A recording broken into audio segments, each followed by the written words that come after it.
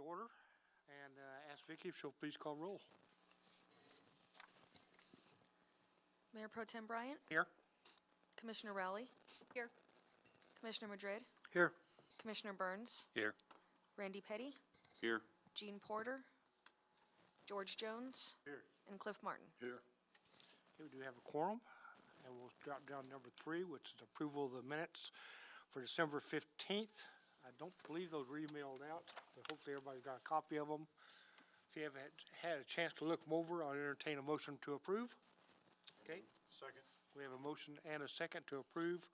All those in favor signify by saying aye. Aye. Same with those opposed. Okay, motion carries. Number 4 is discussion recommendation regarding the Sugar Beet Road Local Government Road Fund, Department of Transportation project. Clint Bunch. Thank you, Chairman and committee members. It's that time again for us to apply for LGRF funds through the state highway department. We have a kind of a time constraint on when we have to have the applications in, which is March 15th. I've talked with City Manager Justin Holwalt and our grant coordinator Kelsey Knight, and we've looked at the area of Sugar Beet Road next to Cook's Restaurant. I'll give you a little background history on that. We've always had a problem with that roadway because of the heavy truck traffic that uses it to get into Cook's Restaurant. The city actually has an easement that owns a strip out to the east down Mabry, from Mabry to the back of those properties, because we have a sewer line that goes through there, and that's why we have an easement. We have to maintain that. Otherwise, that would be a county road, but we do own that from Mabry to the back of the establishment property line. So 7 years ago, we did a demo with some concrete to try to make that last longer. Griego gave us a cut rate on putting concrete in there. We tried a 6-inch concrete unreinforced area. It is starting to fail at this time. That was 7 years ago. It doesn't seem that long ago, but it was 7 years. There was a lot of factors that went into that, part of it being not thick enough with the money we had, and another thing was the weather at the time. You probably don't remember this. It's about the last time it rained here was 7 years ago, but we had floods at that time while they were working on that roadway project, so there was a lot of mud in that area, and it caused a couple of the areas to fail at this time. So we're looking at redoing this with concrete again, but we're looking at 8-inch reinforced concrete.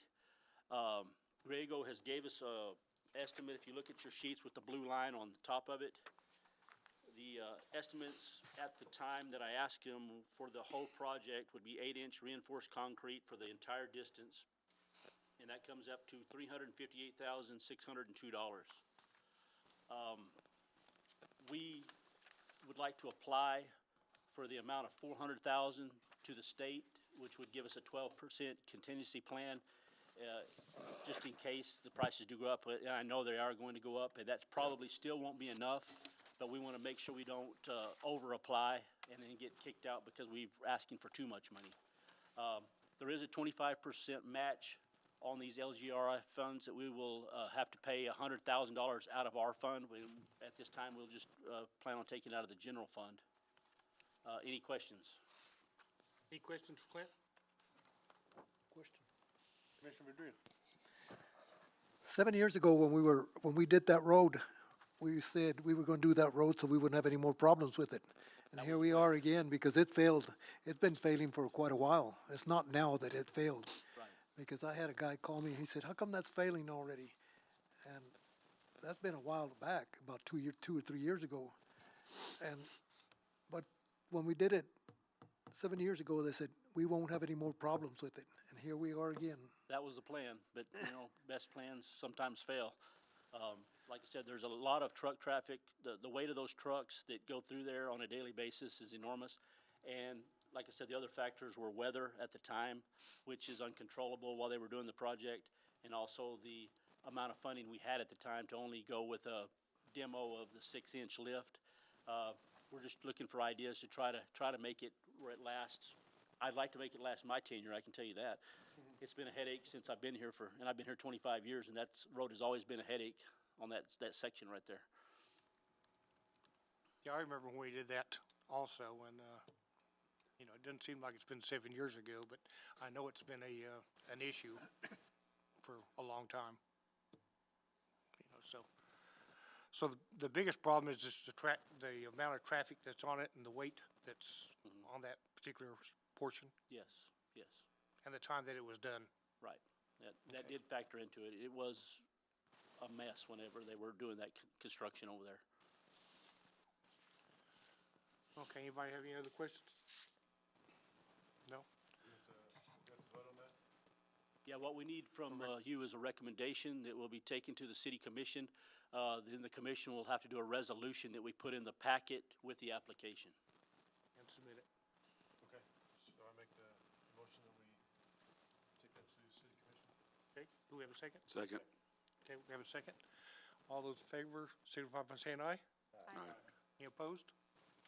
Okay, motion passes. Thank you, Clint. Discussion regarding upcoming map and co-op projects application. Mr. Bunch? All right, it's also that time again to start looking at municipal arterial program. That's for any arterial roadway in the city limits that we would like to apply for. We can apply for construction dollars, maintenance dollars, or design dollars with this funding. At the last SERPO meeting I went to, it was approved that if SERPO received the same amount of money they did last year, which is approximately $30 million for the District 2, that $12.5 million would go to maintenance, $12.5 million would go to construction, and $5 million of it would go to design.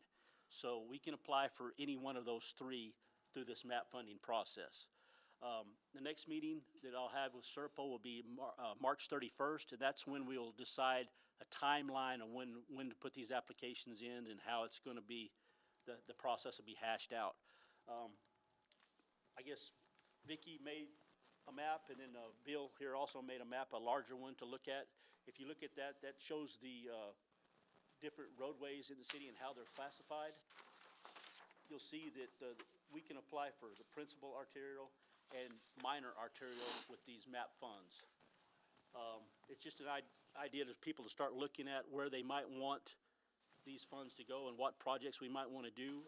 A couple of areas that we have concerned is 21st from Prince to Norris. That area needs to be redone. We do have some traffic control issues in that area and speed control issues in that area. And I've talked with the city manager, Mr. Howald here.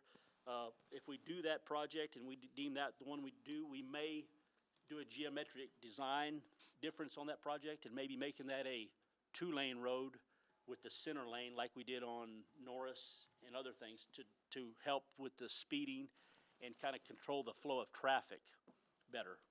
And that's one way you can do that. People think it would cause more problems, but actually it lessens problems when you go to a 2-lane with a large turn lane and bicycle lanes. It makes people obey the rules a little bit better. And Justin can maybe, discuss this a little bit more because he's discussed it with me. Yeah, certainly. And so in the business, we call it putting in a road on a road diet. And so you start restricting traffic movements. And so we've all driven down roadways and driven through construction.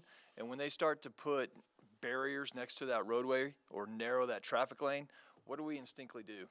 We slow down. And so it's just something that we do. And so, we don't necessarily need the road from a capacity standpoint. And so what the other thing that does is put traffic in a singular lane. What does that do? Creates a little bit of congestion. What does congestion do? Slows people down. If you think about Prince Street, how many complaints have y'all ever received about speeding along Prince Street? Probably none.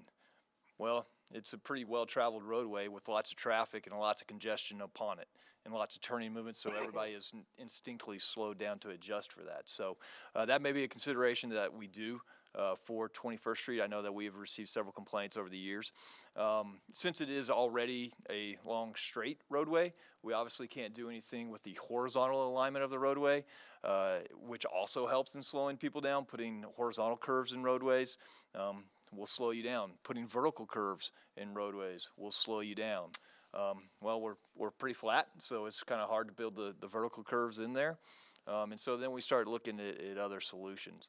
And putting a road on a road diet is certainly one of those options.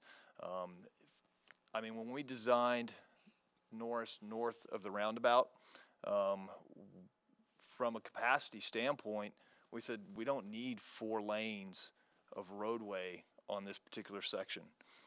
Traditionally, the city of Clovis has said, well, if it's on a section line, we're building it 4 lanes, whether you need it or not. So we didn't do that. I mean, we built it wide enough to where in the future someday it could be striped for 4 lanes. We'd have to remove the center left turn lane.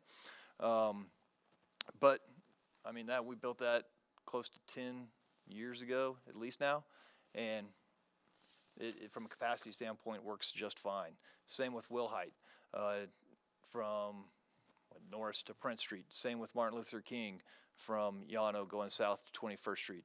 Those are all 2-lane roads with the 2-way left center turn lane in them. So it could be something that we could take a look at for consideration. If we do redo that roadway, obviously with a new roadway surface on there, then that gives us the ability to restripe that roadway, something different than what it currently is right now.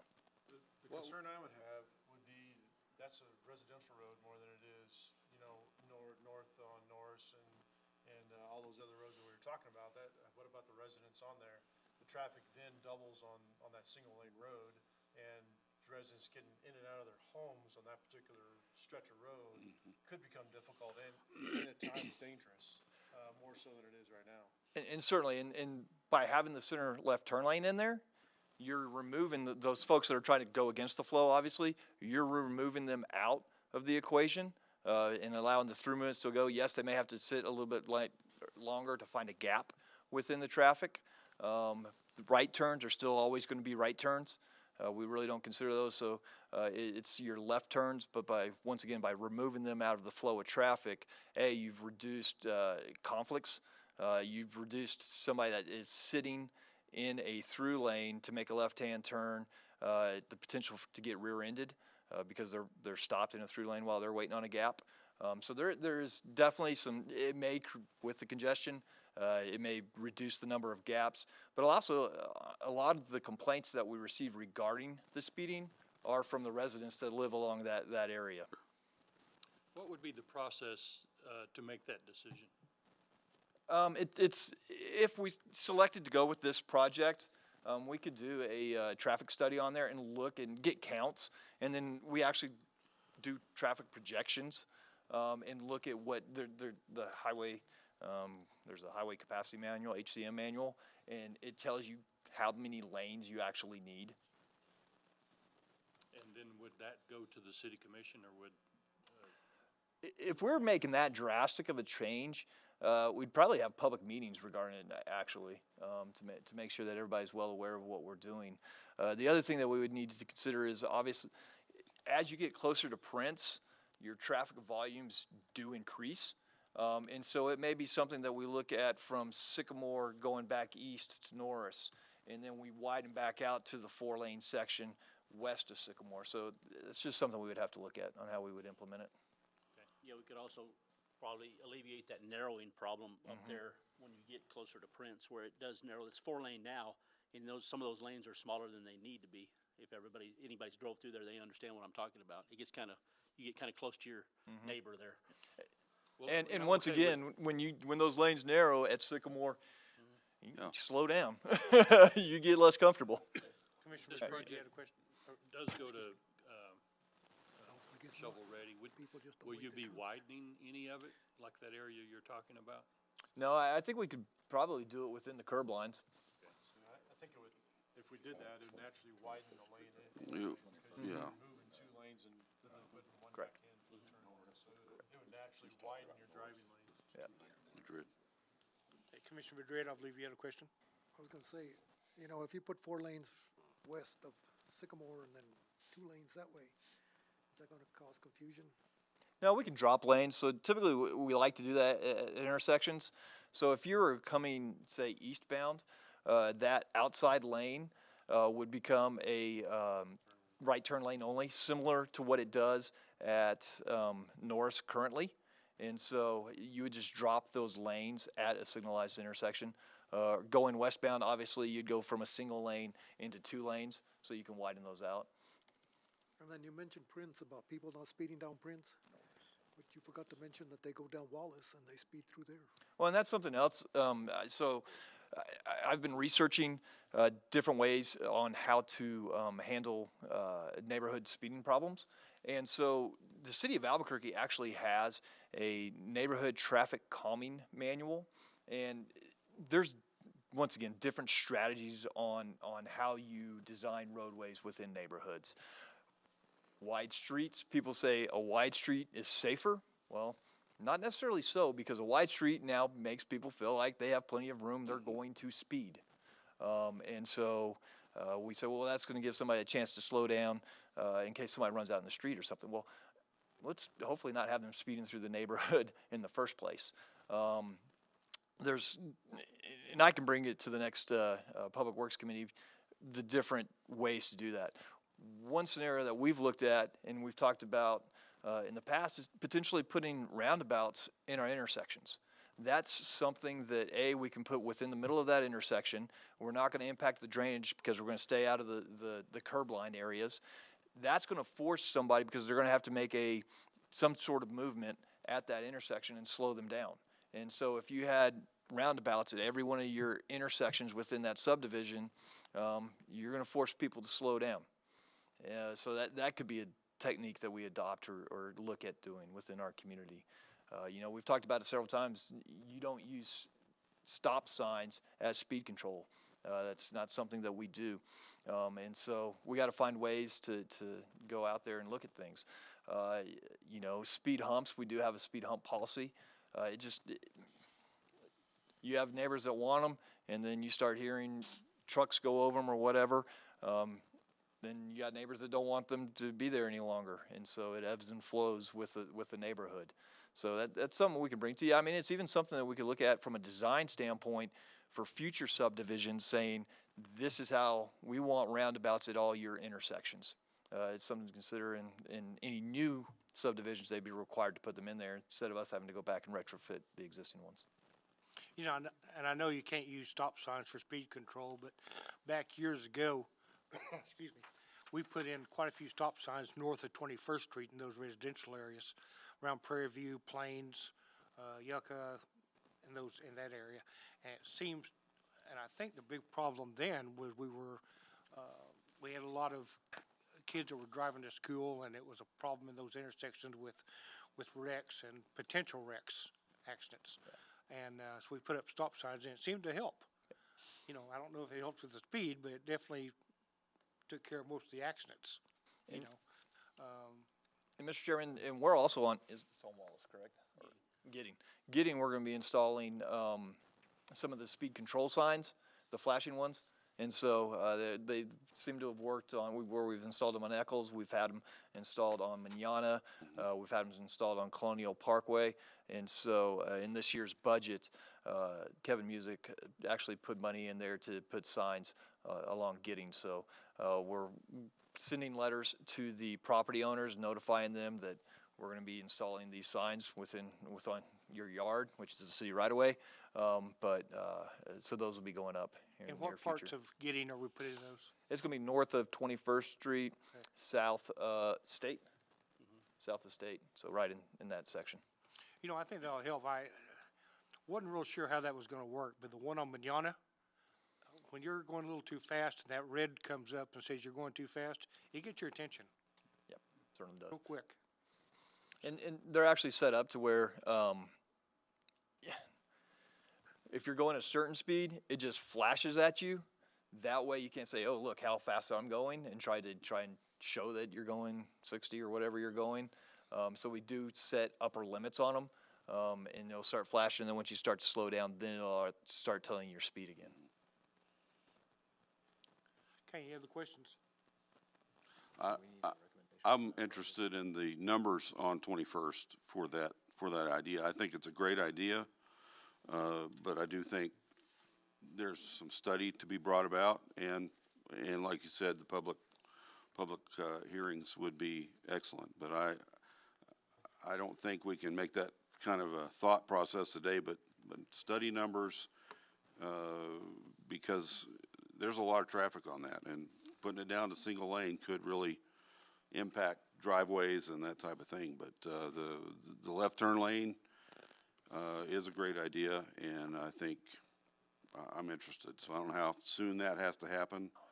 You were talking about it being part of your map request, but I don't know how soon that can happen, but it's great. Well, it's not an action item today, but it is a discussion item, and if it's the will of the committee, then we can go ahead and pursue that, and, Yeah, we can start getting the traffic counts, Get you know, as traffic soon as counts. the weather permits, we can put them out there, and you just have to put them out there for a 7-day period, and then we can have all the data we need to show what kind of traffic flows we have out there. Good. And we've talked in the past about how we set speed limits. We talk about the 85th percentile, and what that 85th percentile is the speed at which the driver feels comfortable. Right. And so we currently have the speed limit set on 21st Street at 45 miles per hour. And we recently did a traffic count. So when we put the counters out there, it picks up speed as well. And we position them in the area of Sycamore, and people are driving the speed limit. They're driving the 85th percentile. Do you have violators? Yes, you're always going to. But a majority, 85% of your population is driving at the speed limit.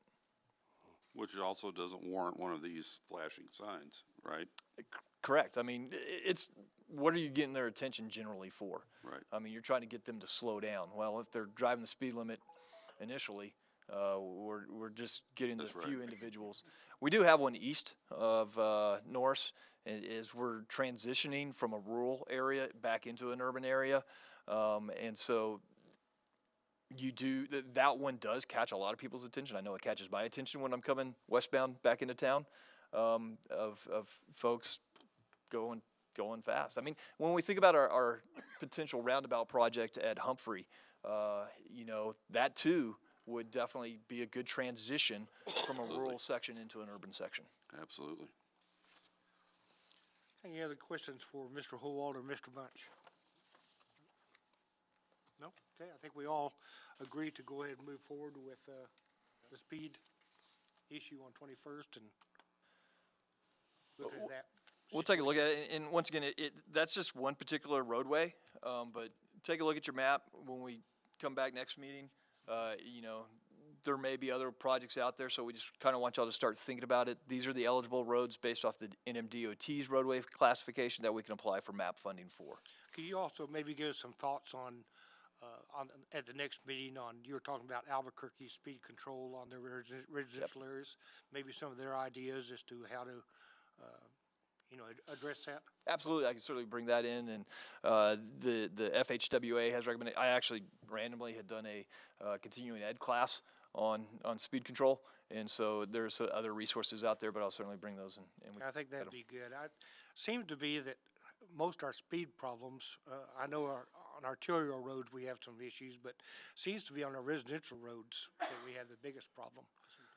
You know, on Gidding, Manana, Maine, all the way through. You know, people are bypassing sometimes Prince Street and Maine, and they're going on your residential roads to go north. You know, but they're not paying attention to the speeds.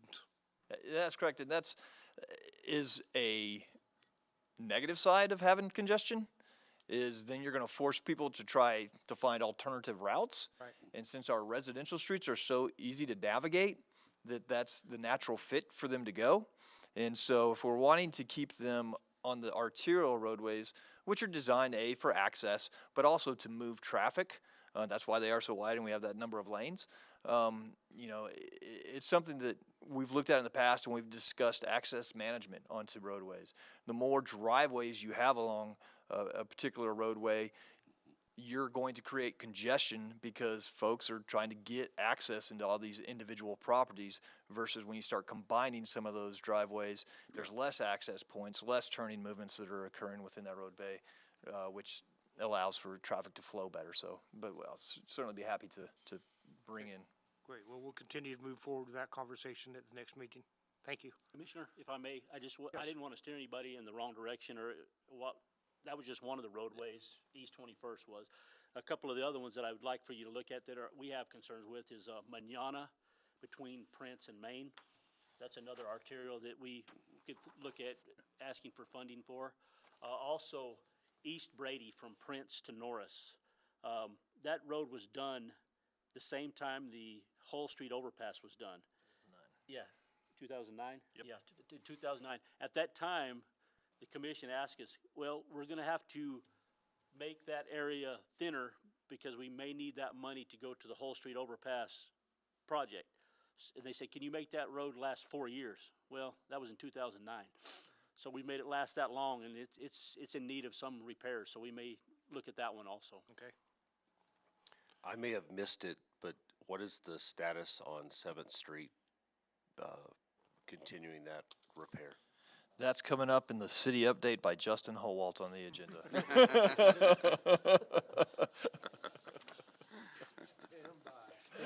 In fact, that's next on our agenda, is a city update with Mr. Howalt. Thank you, Mr. Chairman, members of the board. 7th Street. So Sutter Miller and Associates is our consultant that had designed the complete project for us originally.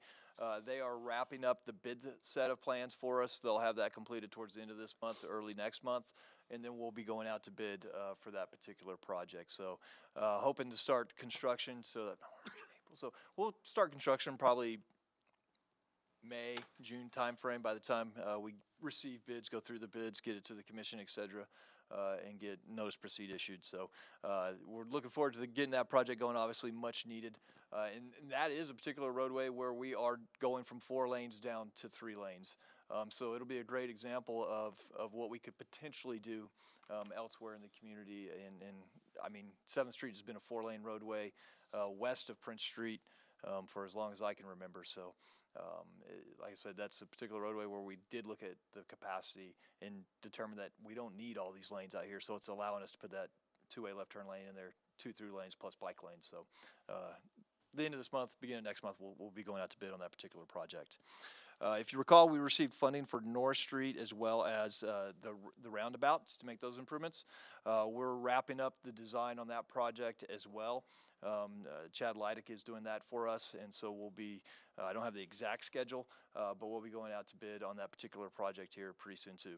As part of that project, we're actually going to have bid alternates. There's various sections within that area that do not have sidewalk, and so we're going to go ahead and put in the plans as bid alternates to add those gaps in the sidewalk along that particular roadway as we bid out that project. FEMA, if you all recall, we had submitted our revised and proposed floodplain study to FEMA. Actually, yesterday we did finally receive comments back from FEMA regarding our submittal, and so we have 90 days to address those comments. So we'll be working with Moulton Corbin and Stantec on getting all those comments addressed and resubmitted back to them, and hopefully for final approval by them, which would change what our FEMA floodplain maps currently look like. Met with Purdue, or with Moulton Corbin as well regarding Purdue and Eccles. We had our kickoff meeting.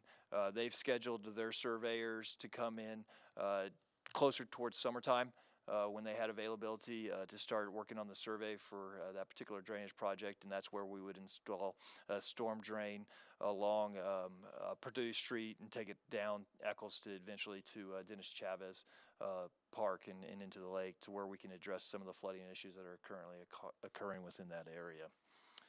Met with CDM Smith yesterday regarding the dams. Previously it reported to you that the Dam Safety Bureau had wanted us to develop emergency action plans and operation and maintenance manuals for running water draw, Ingram Dam, as well as our wastewater treatment plant lagoons. Had a good meeting with the head of the Dam Safety Bureau and the wastewater treatment plant lagoons. Obviously, it's of my opinion that we shouldn't be looking at those as a dam. They've agreed to allow us to look at those from a storage volume standpoint. The wastewater treatment plant is actually located at a playa lake. And so, yes, we do have berms that hold in the lagoons. However, if one of those berms was breached, the water's going to stay there because it's at a natural low point. And so have to prove that out to the Dam Safety Bureau, which would allow them to lower their hazard classification and hopefully take it off their list of a potential regulated dam. Running water draw, I mentioned to them yesterday and expressed to them yesterday that that dam was not built for the city of Clovis. That dam was actually constructed and designed by the Corps of Engineers with the NRCS to help control flooding that was occurring in Texas. And so why the city of Clovis would be 100% responsible for the maintenance on the dam, but also to develop these emergency action plans and O&M manuals, in my opinion, just doesn't make sense. So I proposed that back to him, and he said, yes, that's something that he does understand. And from a funding standpoint, they would consider potentially helping us out with that. So CDM Smith is going to develop a scope and fee separately for that particular dam. That then I'll continue to work with the Dam Safety Bureau to hopefully get them to help participate in some of those costs that are associated with that particular project. The Ingram Dam is the one that's south of our landfill area. Honestly, it's a flood control dam. It was something that was built because we obviously have the Ingram Channel that comes down through town. Now we have a dam. That total slope of that dam has never seen a drop of water. They're wanting us to model it as if you had water all the way up to your spillway going over the top of it when it's actually breached, and then obviously flooding would occur downstream. That particular dam, I said, well, what's to stop us from taking that dam out? Yeah. I mean, we can go dig a hole. You don't regulate a hole in the ground. And so, or, you know, it's the height of dams matter. And so if it's below a certain height, then it's not a regulated dam. Similar to New Pond, since it's a shorter dam, it's not regulated. And so while we're putting together a scope and fee to actually do the modeling on that particular dam for a breach, as well as to see if it even meets the hazard classification in which they said it was, it's still something that I'm processing and working my way through to say, do we need this? And I'm going to reach back out to our engineers that did the floodplain modeling for us and said, if this dam wasn't here, are we impacting anybody downstream based off the volume that we already have there without the dam? If we're not, it may be something to consider of why do we even have that dam there. So it's something we'll have to go back and research and check out as well. The reuse project, phase 1D, is wrapped up. They've completed the punch list items. And so we're closing that particular project out with K-Barnett. Unfortunately, during the cold temperatures, we did actually have some pipes freeze inside the elevated storage tank. And so that's something that they're looking at. We're potentially going to have to insulate, not the entire shaft, but where the chlorine room is. We think a pump failed in there, which then obviously stopped the circulation, which would allow the pipes to freeze. There's also a vent up near the top, which allows air circulation just in general. And with the winds coming out of the north during the freeze, was coming right in through that vent and hitting that pipe. So that could have led to it. So we're just trying to evaluate what actually caused those pipes to freeze so we can fix them. Phase 2 is still obviously ongoing. The K-Barnett is going west down Will Height Road. They should be to Prince Street this week. And so once the boring is already completed, so they can slide the pipe underneath Prince Street, then they're actually going to jump back to Thornton and start working their way back east. We've been working with CenturyLink on where their utilities are. We think we've found a running line that's not going to force CenturyLink to relocate for the entire length of the project. And so once we get about halfway down Will Height, CenturyLink is going to evaluate the cost of their relocation or versus them paying for our line to go into the roadbed, and then we could finish the project there. Since CenturyLink is located within our right-of-way, we certainly have the right and have told them you need to get out of our way at your expense. And so they're just trying to decide whether or not it's cheaper for them to pay for our line to be within that roadbed versus them having to relocate their lines themselves. Martin Luther King, we're going to be making an application to the state of New Mexico for the transportation project funds.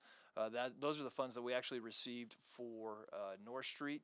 It's a 95% state funding, 5% local match. And so that application, I believe, opens up March as well, later this spring. And so we'll be making an application for Martin Luther King. Our legislators had conversations with the DOT secretary. The DOT secretary thought it is a great project. We're obviously where we are with the plans and everything, and it's something that he would support as it works its way to the State Transportation Commission. And then, of course, Llano Storm Drain, that project is designed and currently sitting on the shelf, so we're looking for potential funding for that project. I believe that's all I have, Mr. Chairman. Commissioner Madrid. Back in December, we discussed stop signs over there on MLK and the Grand. And what have we found out about that? Right now, we have talked about changing that into having the advanced warning. Actually, Clint and I have talked about that, and we may put the flashing on the advanced warning sign versus on the stop sign, and because those do get hit. And so the flashing stop signs are more expensive than just a regular stop sign. And so our conversation is, well, do we want to do it on the advanced warning signs, stop ahead, versus actually on the stop sign itself? So that's what we're taking a look at. Okay. And when are they going to start that project? The Prince DOT, yeah, correct. And so my understanding is that's obviously a state project. They originally had the entire project funded, and they went back and redid their cost estimate. So from Prince to Martin Luther King was about a $40 million project. On their revised cost estimates, it's now about a $60 million project. And so they're still looking to bid out a phase of it in October. And so what that phase looked like, I'm not aware of at this time. Okay, the reuse tank that you were talking about that froze up, is that going to be at the city's expense, or is that something the contractor should have been aware of? It wouldn't be a contractor expense. The contractor actually built it per the plans. And so it's a conversation that we're having with our design consultants on whether or not, like the roll-up door that gives access to the chlorine room, it's an uninsulated door. We're right now, since we're still evaluating it, we're not sure what the potential costs are going to look like. Okay. And also, can you talk a little bit about the fuel remediation on Prince Street that's ongoing? I can talk about it about that much. That's a state-led project, so the Petroleum Storage Tank Bureau is obviously doing that project. They're currently installing their extraction wells, and so on the southwest of Albertson's parking lot is where the remediation treatment plant will be, per se. And so they'll install the extraction wells as you've seen them drilling throughout Albertson's parking lot. There's one across the street in the optical source in their parking lot in that area. And so they'll pump that water out. It'll send it over to their treatment plant, and they'll run it through filtration system, get out the petroleum. Thank you. And then they're actually going to discharge that to our sewer lines. It's clean water, Right. And so that'll go down to our wastewater And treatment at some plant. time, that intersection will have to be closed off? So the plan is, I think they're going to jack and bore underneath Prince Street, and then they may have decided not to go with the well that they originally put in the middle of the intersection of Commerce, and so that's something I would need to confirm. Okay. So they may not have to close that intersection off, is Which what would I'm be good. saying. You talking about Prince and Commerce? Yes. Okay. I believe they said that, if I got the numbers right, they're gonna pump 20 to 30 gallons a minute for the next 5 to 7 years. Out Wow. of the system to purge this. Wow. But all of this will go to our wastewater plant, will be put back in the reuse line, so it's not gonna be actually wasted. Right. Okay. Okay. All right. Do you want to speak a little bit about since we're at the library, about the drainage line at the library? Sure. Certainly. So, one of the things that we're taking a look at with the library parking lot, obviously it is graded towards the center. You can kind of tell those slopes go away from the building, away from Main Street. And you can't, with asphalt, it's very hard to get a good flow line in there. And so we obviously have standing water within this parking lot when it does rain, and it flows to the south towards 7th Street, and then we have a lot of standing water near the grass area. And so we are actually working with Nick Griego to give us a price on basically putting in a valley gutter down the center of this parking lot, and then working to get it to drain out to 7th Street. Probably have to put a sidewalk culvert in that location, but that's a project that we're working on as well. Thank you. Okay, any other questions? Nope. Okay, Mr. King is not here with Clovis Municipal Schools, so we'll put him on the agenda for the next meeting. Move into for the good of the order. Does anybody have anything that needs to be brought up? No? Okay, our next meeting is scheduled for 8:30 on March the 23rd, right here at the North Annex. And with that, we are adjourned.